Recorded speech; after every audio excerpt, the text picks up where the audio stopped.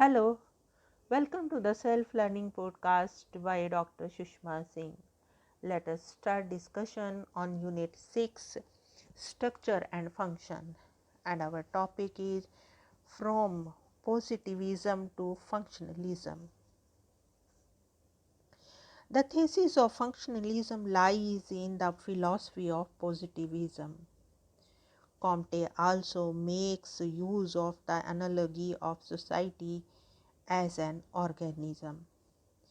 Organic analogy has aided the viewing of society as a system of interrelated parts, a view basic to the functional approach. The immediate forerunner of functionalism in the sociology is Emile Durkheim, 1858 to 1917, who is a sharp critic of Comte as well as influenced by his ideas, for which he has earned, in the word of Alvin Gardner, the distinction of being uneasy Comtean. Like Comte, Durkheim is keenly interested in defining the subject matter of sociology as distinct from that of philosophy or biology. For him, sociology is a comparative and an objective study of social facts, which are ways of thinking, acting, and feeling that have the noteworthy property of existing outside the individual consciousness. Social facts do not originate in the individual but in the collectivity, in the collective mind, because they exist outside the individual. They can be studied in the same way as one studies the material objects. Social facts are comity chooses, that is, they are things perceived objectively and outside the individual. This, however, does not mean that they are as tangible as are the material things. Instead, for their study, one uses the same frame of mind which one uses for the study of natural and biological objects that constitute the subject matter of natural and biological sciences. Like Comte, Durkheim also believes that the methods of natural and biological sciences can be used for the study of social facts. But these methods are not to be used as they are. Rather, their suitable application to the science of social facts should be thoughtfully and critically investigated. Durkheim's book titled The Rules of the Sociological Method was basically concerned with these issues. Durkheim's definition of function has tremendously influenced the writings of the later functionalists, both in social anthropology and sociology.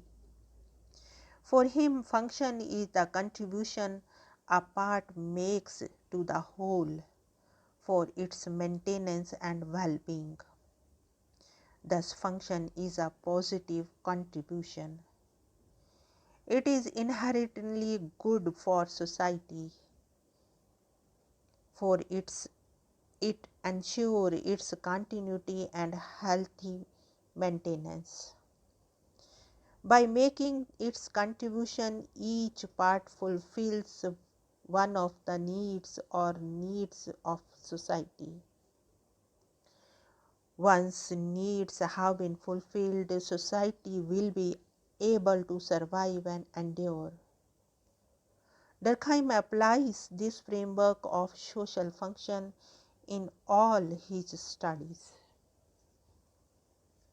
For instance, in his doctoral work, which was on the division of labor, Durkheim rejects Darwin's idea that once the size of a human population increases, there will be a struggle for existence, and those who happen to fit will survive, while the rest will be eliminated. Instead of lending support to the theory of competition, conflict, and elimination, Durkheim shows that as human population increases, society becomes more and more differentiated, with the division of labor moving towards the specialization of jobs. Rather than competing with others for survival, human beings are able to depend on one another.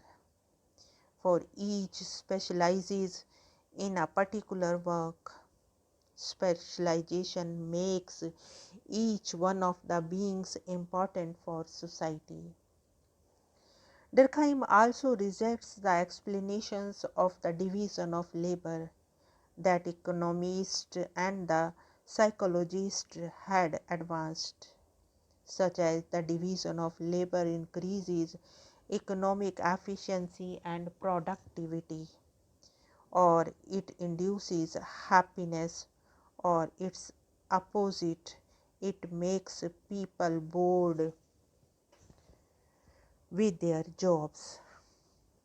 He is critical of the utilitarian, that is economic, and individualistic, that is psychological explanations, because according to him none of them actually explains the real function of the division of labor, the contribution it makes to society. For him, the function of the division of labor is sociological. It contributes to the social solidarity. Modern industrial society is integrated because of the interdependence that comes into existence with the specialization of jobs. In his study of Australian totemism, he shows that the function of religion is to produce solidarity in the society, to bind people in a moral community called church. Durkheim is particularly interested in showing that the function of social facts is moral. Social institutions work to produce the goal of integration. With this perspective, he is able to account for the phenomena that to many may appear unhealthy for society. For example, he regards crime as a normal and healthy feature of all societies because it reinforces collective sentiments and works toward the evolution of morality and law. He argues that the existence of criminal behavior constitutes an index of flexibility of society. A normal rate of crime indicates that the society lacks the total authority to suppress all divergences of the individual. Crime shows the existence of the social conditions that enable individuals to express them as individuals. However, if crime exceeds the normal limits, then it becomes unhealthy, jeopardizing the normal functioning of the society. As is clear, Durkheim distinguishes between the normal and the pathological forms of social facts.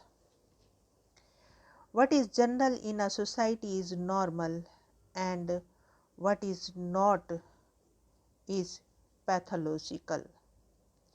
The former performs the function of integrating society, whereas the latter thwarts the process of integration. Therefore, it needs to be brought under control.